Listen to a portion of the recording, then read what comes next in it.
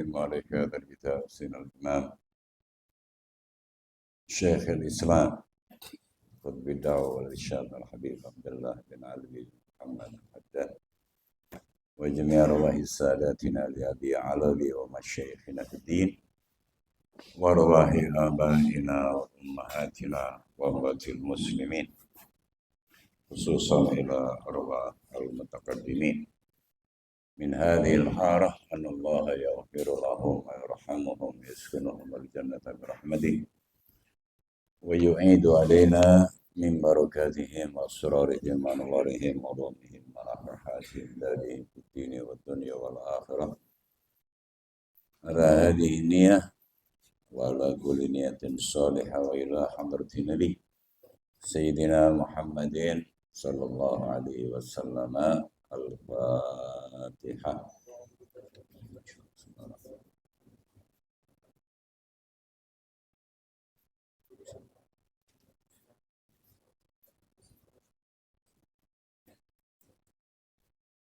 Amin. Ikhwan kiram, assalamualaikum warahmatullahi wabarakatuh. Alhamdulillah, wassalamu ala rasulillah Sayyidina Muhammad bin Abdullah wa ala alihi wa sahbihi wa mawalah. La hawla wa la quwwata illa billah. Amma ba'du. Puji syukur kita kepada Allah Subhanahu wa taala atas perkenannya. Malam ini kita kembali dalam tahlil bulanan kita melalui pembacaan kitab Risalatul Mu'awanah wal Mudhaharah wal Muwazarah lirraghibin minal mu'minina fi suluki tariqil akhirah lil Imam Syekh al-Islam Qutb Da'wah wal Irsyad Habib Abdullah bin Ali bin Muhammad al-Haddad, ulama yang hidup di abad 11 Hijriah. Sudah 400 tahun yang lalu. Malam ini kita akan membaca tulisan beliau masih di bab wa'alaika bitafarruq.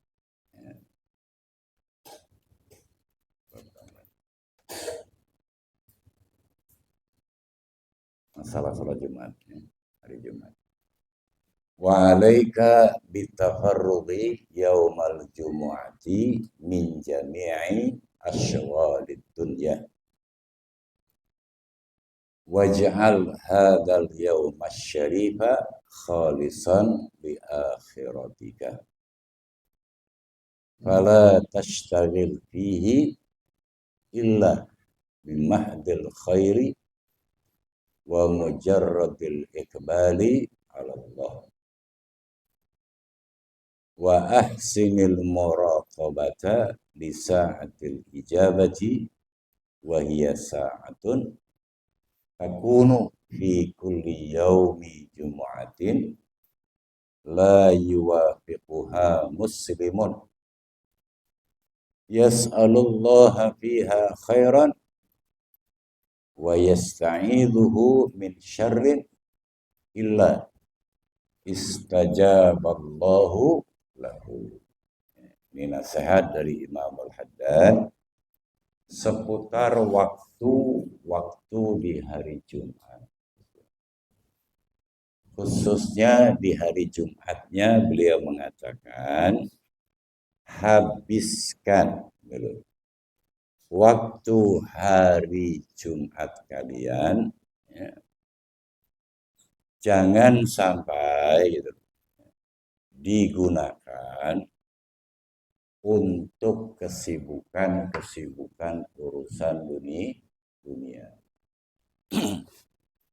Ambil semuanya, jauhkan dari kesibukan dunianya. Jadikan hari yang mulia ini khusus untuk akhirat kita. Hari Jumat itu dimulai dari tenggelamnya matahari sore Kamis sampai tenggelamnya matahari lagi di sore Jumat, ya, malam Sabtu. Nah, gunakan dari mulai malam Jumat, maghrib, sampai maghrib malam Sabtu.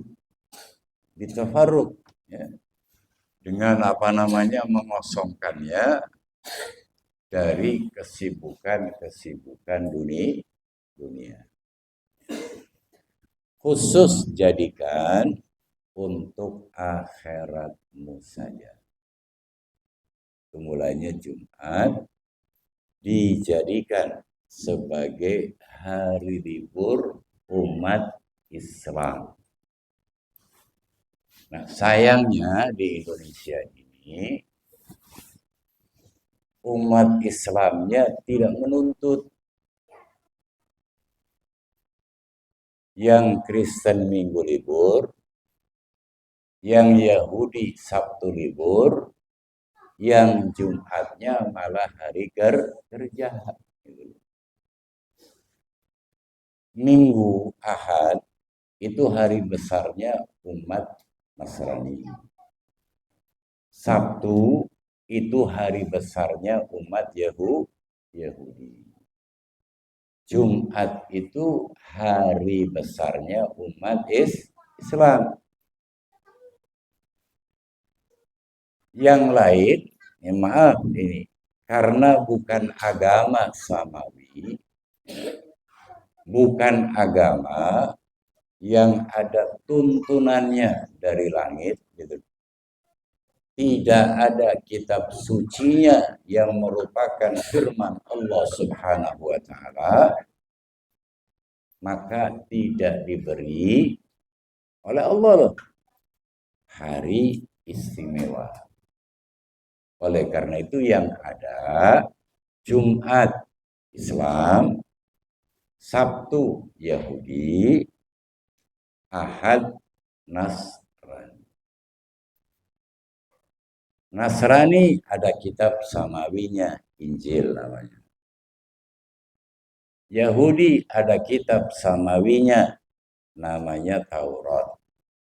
Islam ada kitab samawinya, namanya Al-Quran. Oleh karena itu, mereka yang dulu kepada nabinya diturunkan kitab Taurat, diturunkan kitab Injil, disebut ahlul kitab. Tapi kalau yang lain, walaupun mereka membuatnya, tapi tidak ada hubungannya dengan samawi tadi. Nah, dua hari besar umat di luar Islam, Yahudi dan Nasrani, sudah dijadikan oleh negara kita sebagai hari libur nasional. Sehingga Anda kalau berurusan dengan masalah kepemerintahan, kalau hari Sabtu, hari Minggu, itu tutup. ASN juga tutup, tidak ngantor. Karena apa? Libur. Sabtu libur, Minggu libur.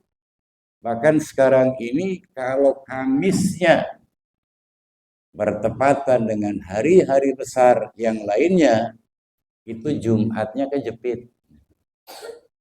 Biasanya karena kejepit maka menjadi weekend panjang. Libur Pak, panjang. Kamisnya libur, Jumatnya juga kejepit.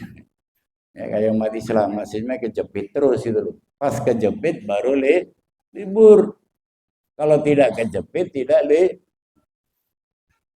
Ini yang kurang ajar itu adalah tadi ya, pemegang polisi kebijakan yang beragamanya Islam tapi jabatannya bukan untuk Islam. Hanya untuk nafsu mereka sendiri. Orang Islam itu mesti punya kecemburuan, punya ghairah. Yang dari ghairah itu muncul proteksi namanya, perlindungan. Karena yang wajib dilindungi apa yang Allah berikan kepada kita itu Islam. Harta kita boleh lengit, boleh hilang. Jabatan juga boleh hilang. Tapi Islam nggak boleh hilang. Oleh karenanya setiap Jumat itu khotib menyetir apa? Wala tamutunna illa wa antum muslimun. Jangan mati, jangan meninggalkan dunia yang fana ini kecuali tetap dalam Islam. Dalam mengesahkan Allah, tidak menyekutukan Allah. Mau kaya, mau miskin, Allah nggak peduli. Yang diminta itu jangan mati kecuali tetap dalam kondisi muslim. Nah, orang-orang yang tidak punya ghairah, yang tidak punya kecemburuan, membiarkan Islamnya tidak dihormati, bahkan dia sendiri gak menghormati keislamannya. Kalau menurut logika kita, orang-orang seperti itu susah untuk kemudian mati membawa Islamnya. Dalam sehat saja nggak sholat semua. Dalam sehat saja tidak beribadah. Bagaimana kalau orang itu sakit? Sehat, nggak mau ke masjid, nggak mau ke musola, tidak mau majelis taklim.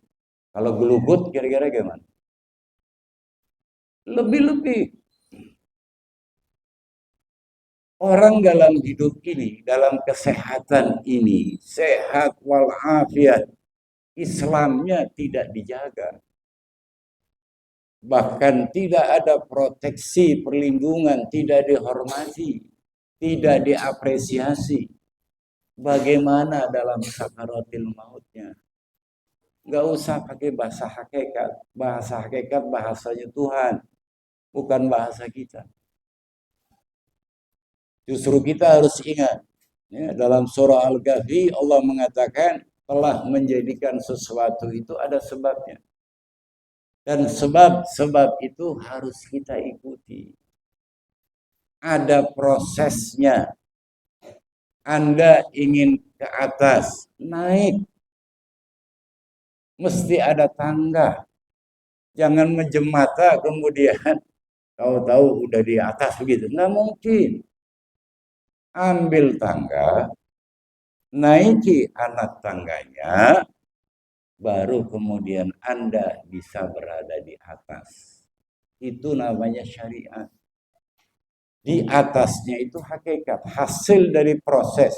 Fa'atba'a sababa. Ini kepengin ya, mati dalam Islam. Tapi Islamnya saat dia sehat tidak dihormati. Tidak ada rasa kecemburuan. Padahal mayoritas beragama Islam.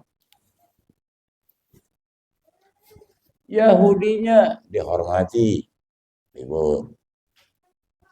Nasraninya dihormati, libur.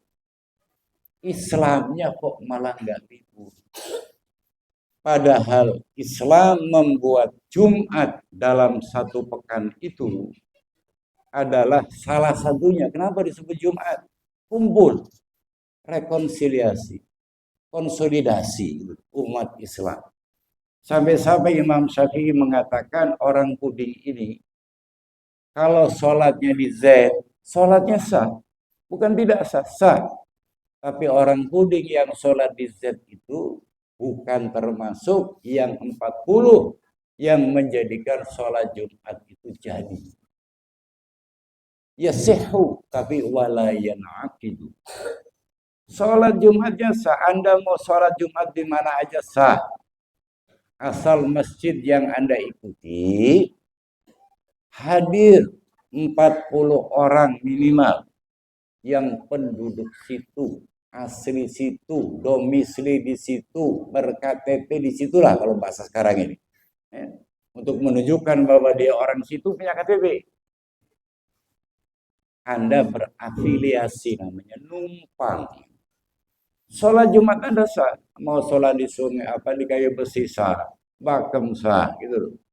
Z sah, peta, di mana aja sah. Tapi Anda karena orang puding, maka tidak termasuk orang yang 40 tadi. Itu Imam Syafi'i itu. Siapa yang mensyaratkan begitu? Jadi andai kata di puding itu mestinya besar. Orang pudingnya yang hadir kurang dari 40. Jumatnya tidak jadi. Karena orang pudingnya kurang dari 40. Walaupun pendatangnya 100, nggak jadi. Jadi harus diisi oleh orang puding 40. Maka siapapun yang menumpang sholat di puding sah. Walaupun dia orang Z, orang Bakem, besi, orang mana aja lah, bentok. Gitu. Saking apanya? Agar dalam satu kampung, satu desa, pas hari Jumat itu bisa silaturahmi. Di samping melaksanakan kewajiban minallah, sholat Jumat, ketemu satu sama lain. Karena apa? Karena di hari Sabtu dia kerja. Gitu. Di hari Minggu dia kerja. Senin, Selasa, Rabu, Kamis dia kerja. Ada orang yang kerja keluar matahari belum terbit, pulang matahari sudah tenggelam. Sama tetangganya saja jarang ketemu. Apalagi yang jauh-jauh. Nah pas hari Jumat ketemu semua di Masjid Jami. Menjadi ajang silaturahmi. Nah ini yang harus kemudian juga dipahami dan dipegang. Oleh karena itu bukan tidak boleh adanya ta'addudul Jum'ah dalam satu kelurahan.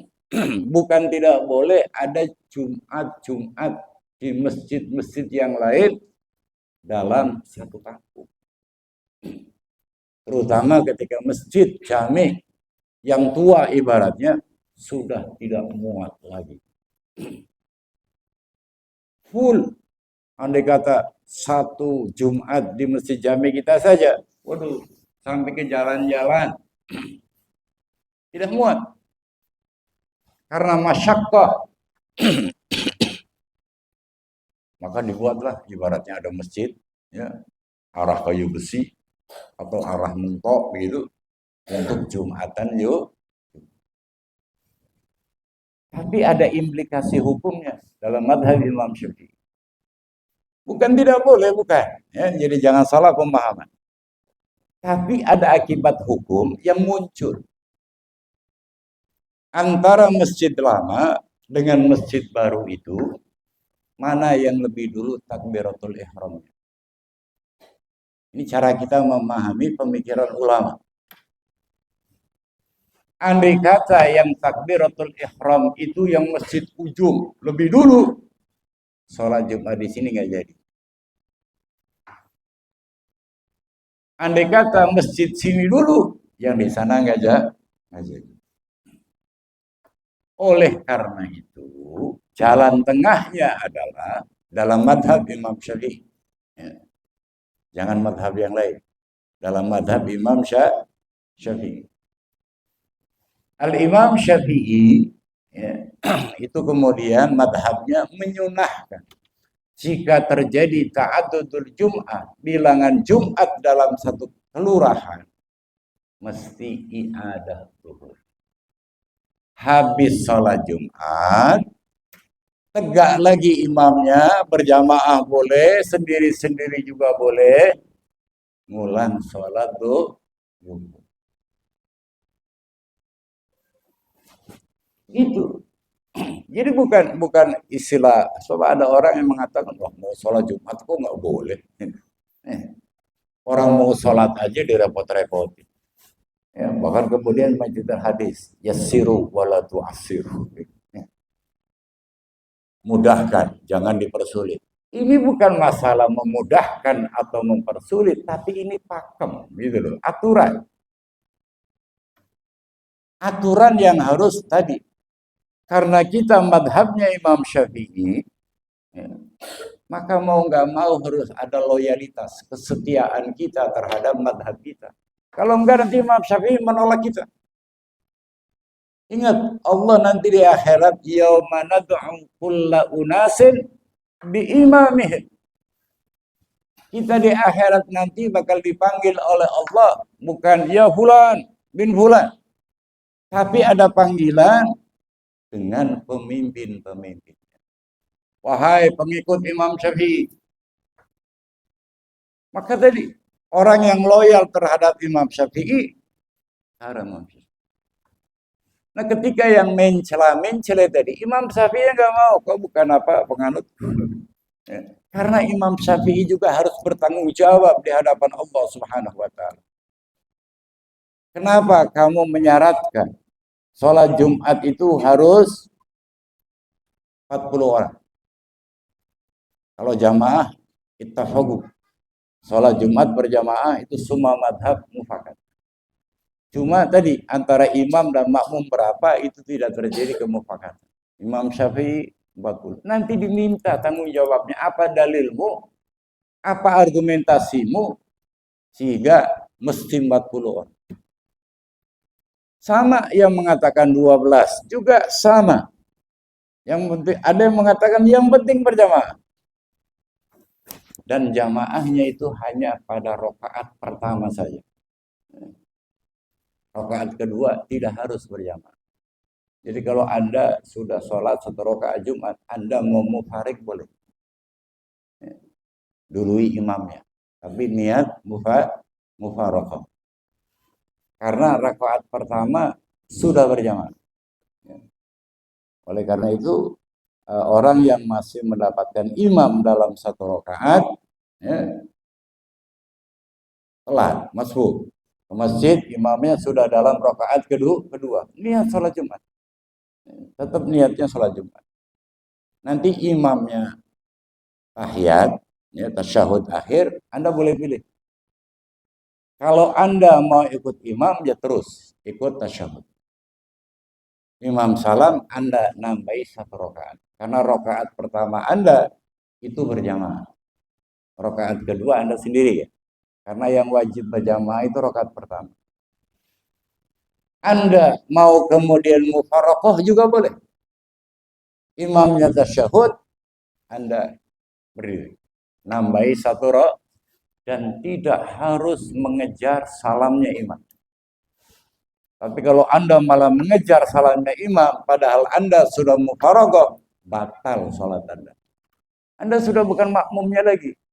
Kita nggak boleh sholat ngikuti gerak-gerik orang di depan kita, tapi tidak ada hubungan antara kita dengan orang di depan kita, itu nggak boleh.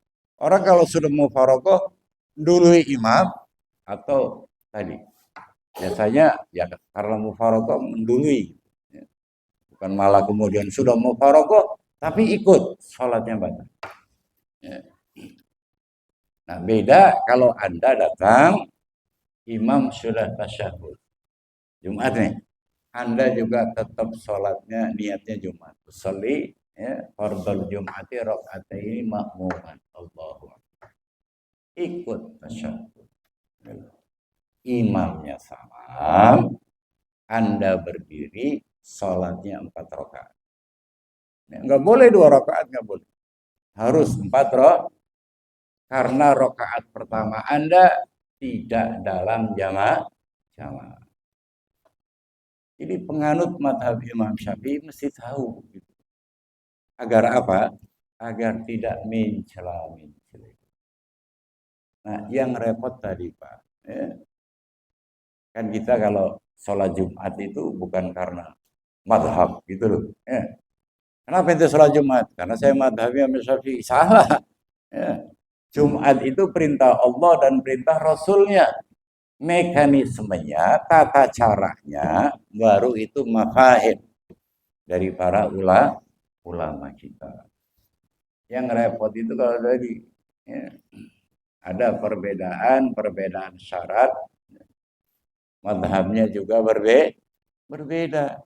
Tapi kita nggak boleh kemudian, yang di ujung sana madhabnya bukan Syafi'i. Tetap aja. Ya, karena sholat Jumat bukan dari Imam Syafi'i, bukan dari Imam Hambali, Hanafi, Maliki. Tapi Allah Subhanahu wa taala dan Rasulnya. Artinya apa? Kita kena imbasnya. Tetap mesti ada sholat duhur.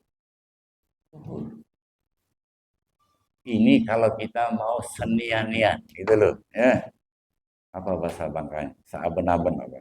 Ya. Betul-betul. Dan kita nggak bisa kemudian, aku nggak ikut Imam Syafi'i, nggak ikut imam yang lain, malah lebih sesat lagi. Yang memberikan contoh sholat seperti itu siapa?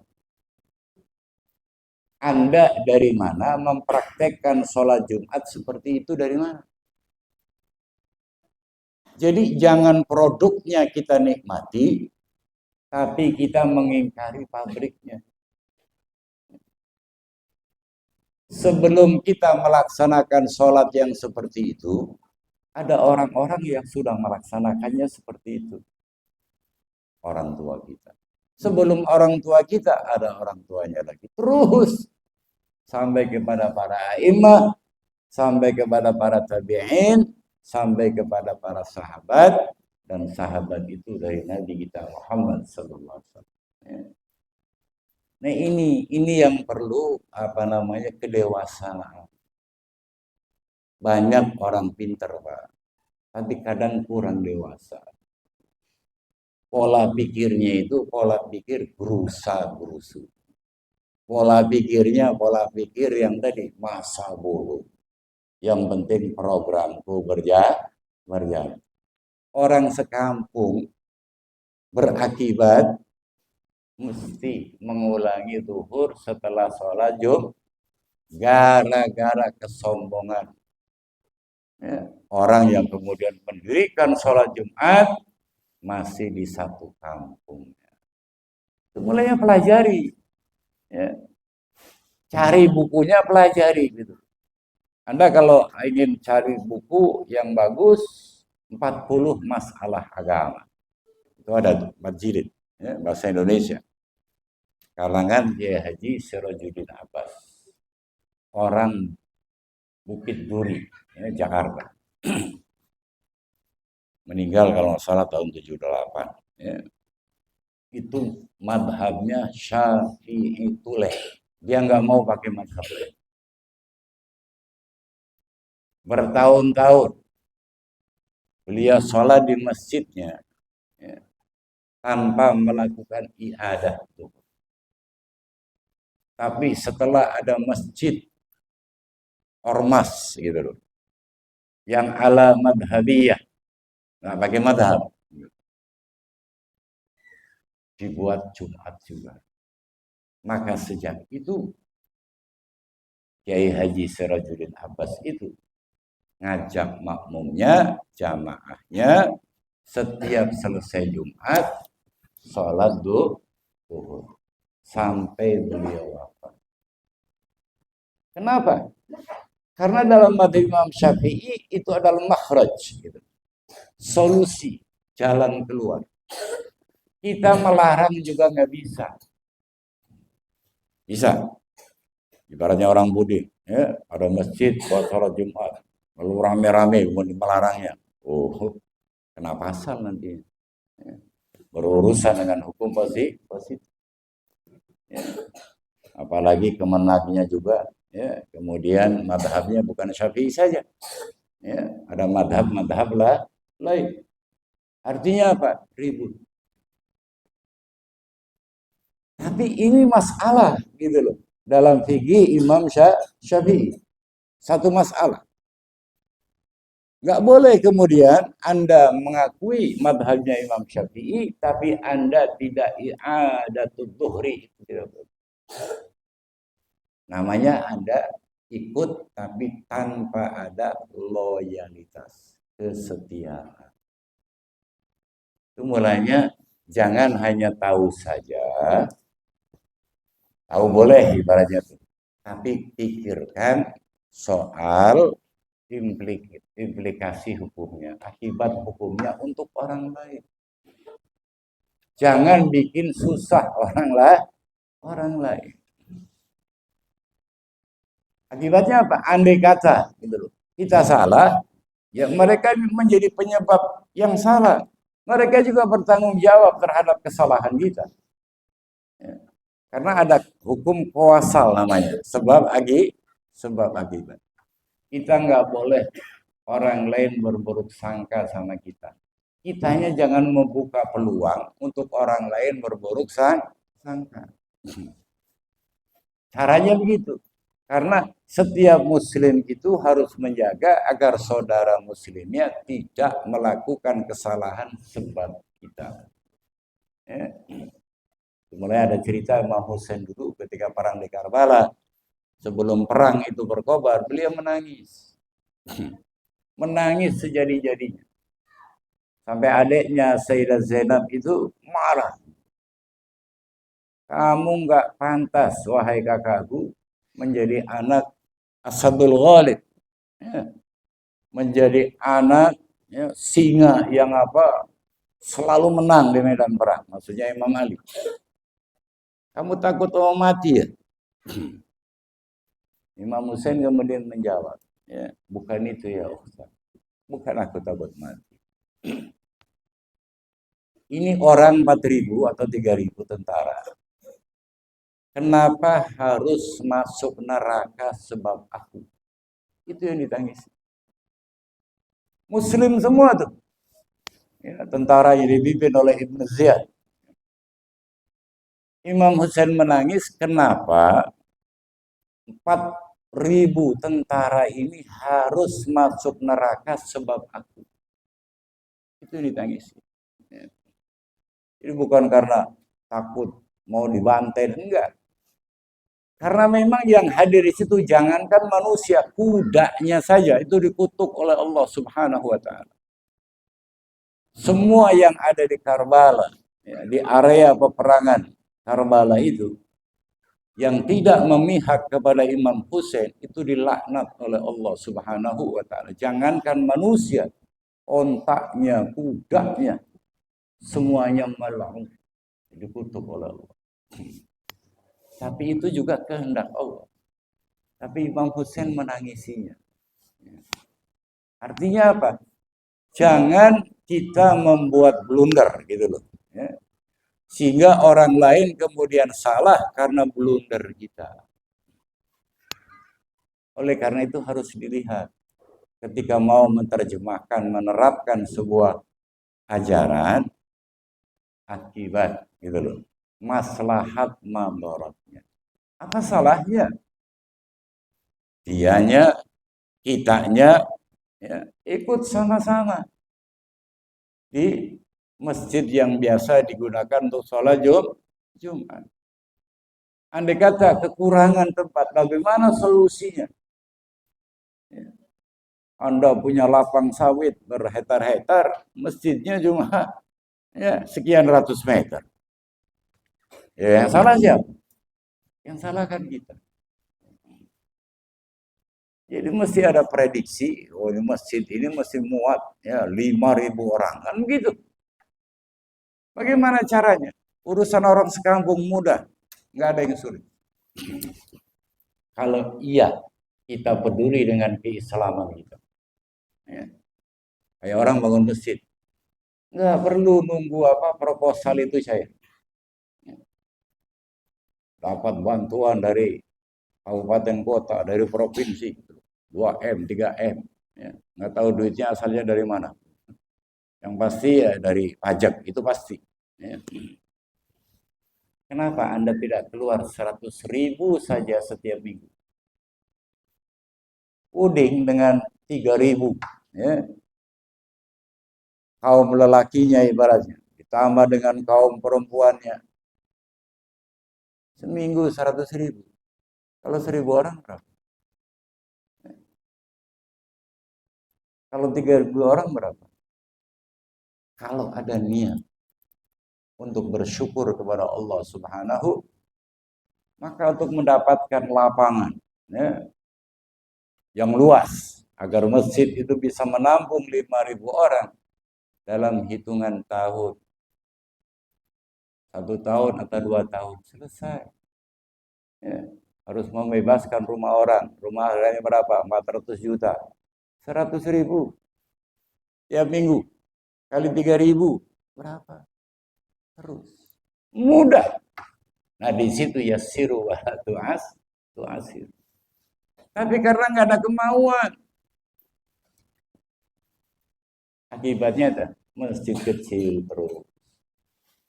Lalu Jumatannya nggak full, nggak penuh. Susah, apalagi bawa motor, parkir motornya, parkir mobilnya. Akibatnya apa? Ya tadi terjadi kendala. Nah, di situ boleh ta'addudul Jum'ah, tapi implikasi hukumnya juga harus diterapkan. Jangan boleh, ya tapi tadi ada duhurnya, harus ada duhur semua. Terutama yang madhabnya Imam Syafi'i. Selesai assalamualaikum, Jumat, tegak lagi, berdiri lagi, sholat duhur. Andai kata ada 3 masjid, 3 masjidnya dalam madhab Imam Syafi'i. Gitu, ya. Jadi kalau kacamata Imam Syafi'i, ya pakainya Imam Syafi'i. Jangan kacamata Imam Syafi'i dipakai oleh kacamata Maliki, Hanafi, Hamba. Nggak pas, nggak cocok gitu loh. Ya. Orang tuh ada yang apa namanya minus sekian, yang nggak sama. Tidak semua kacamata kemudian akur, cocok dengan mata orang lain, nggak bisa. Ya. Itu begitu. Ya. Mulainya memahaminya Pak. Ini hari Jumat. Sayyidul Ayyam. Penghulunya hari. Idul Usbu'. Hari raya kita mingguan. Itu hari Jumat.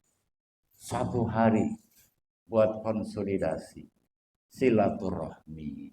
Itu makan bersama ibaratnya. Ya. Ini enggak. Akibatnya kadang orang satu kampung itu ya cuek, saling acuh tak acuh. Padahal satu kampung. Itu persoalan. Ya.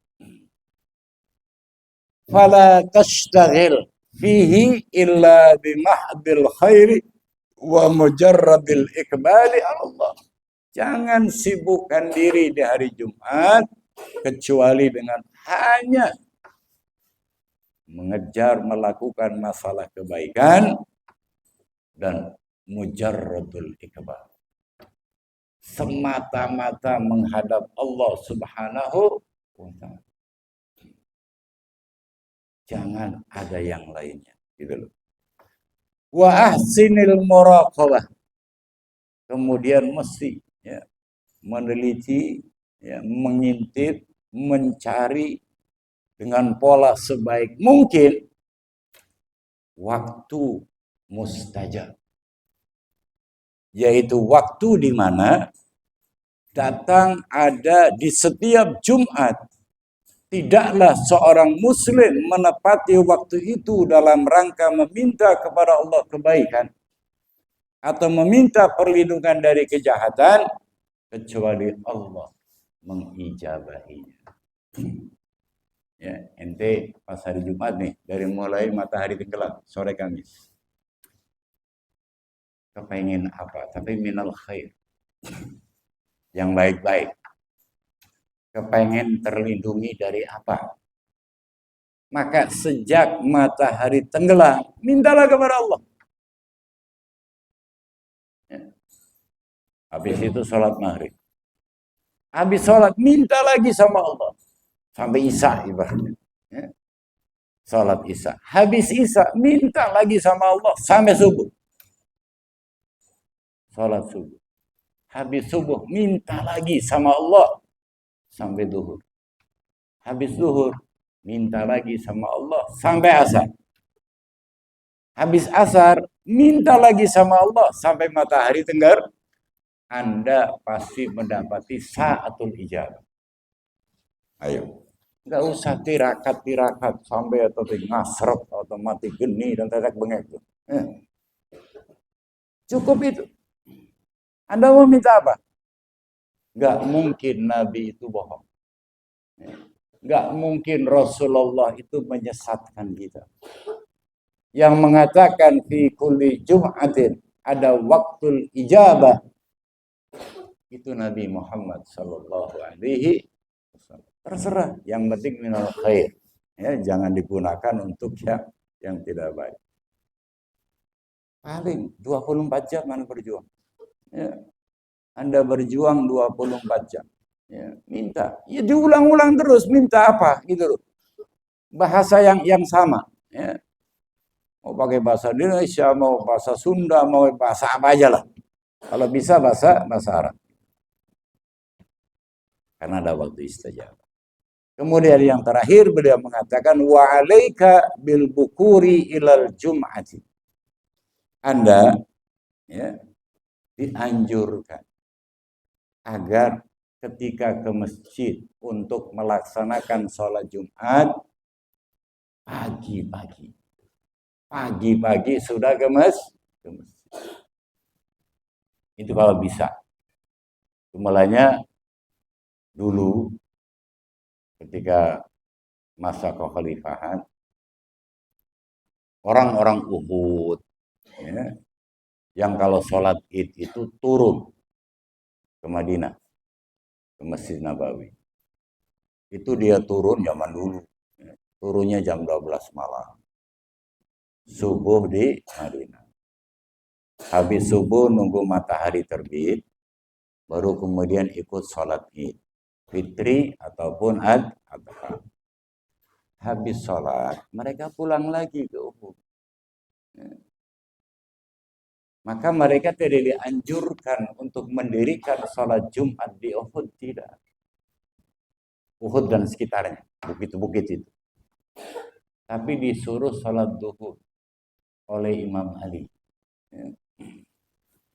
Karena kalau mereka harus sholat Jumat, ya jangan pulang sebelum sholat Id, tapi setelah sholat Jumat. Itu kalau Idnya pas hari Jumat.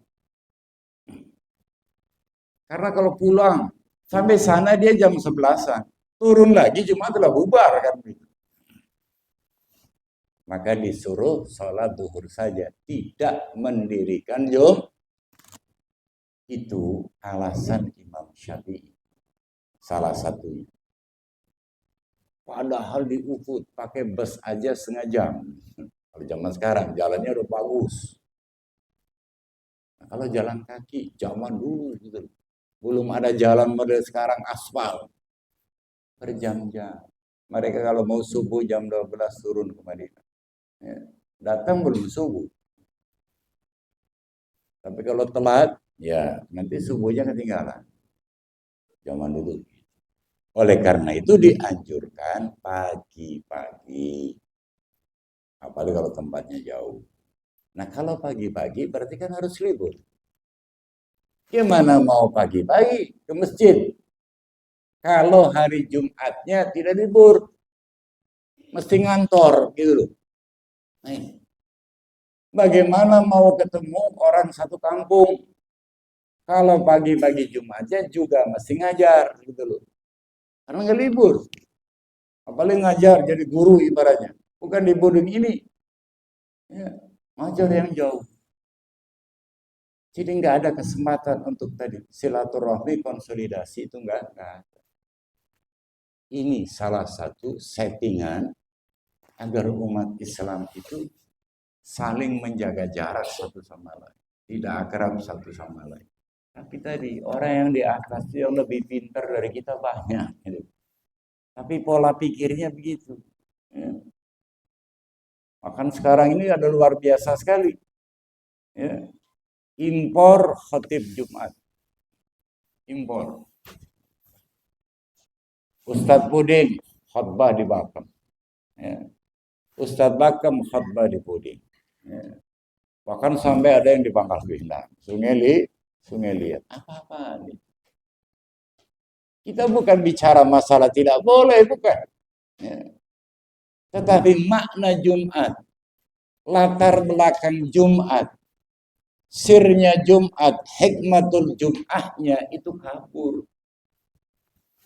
Hari Jumat saja ustaznya nggak ada di tempat.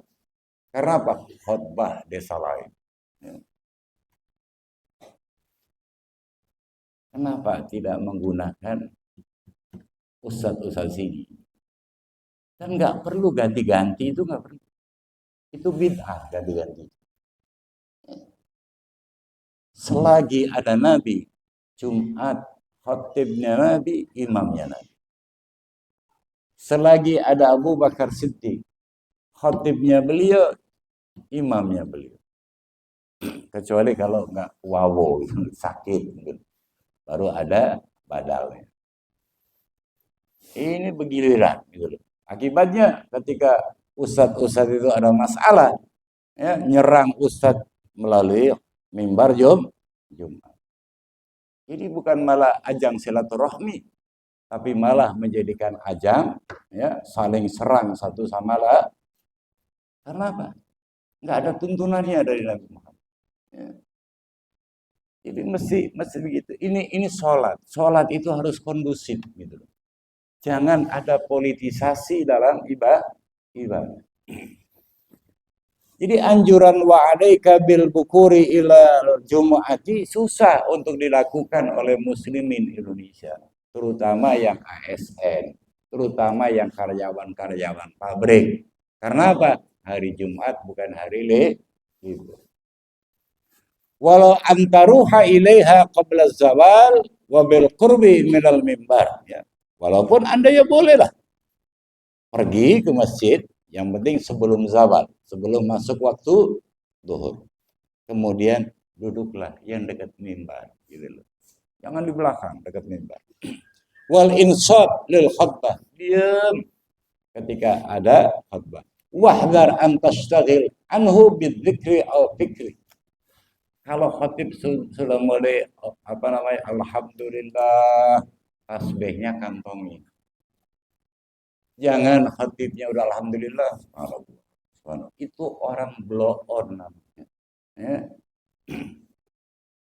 Kantongi tasbihnya, tinggalkan zikirnya. Ya.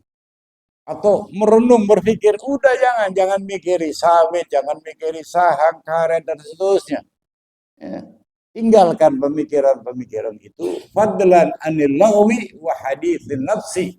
Apalagi jika kemudian malah main-main. Hatinya kemudian dari matanya macam, tapi hatinya mikiri ini, mikiri itu. Khotibnya lagi yang nggak boleh. Kemudian wastash'ir fi nafsika annaka maqsudun bi jami'i ma tasma'uhu minal wa'di wal wasiyah. Ya.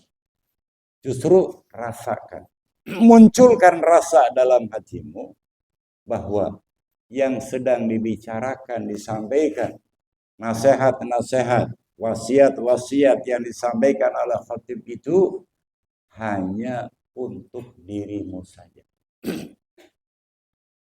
Jangan malah kemudian kurang ajar ya, nyinggung aku. Jangan. Justru tadi kita harus semuanya merasa bahwa khatib sedang bicara sama kita. Harusnya begitu.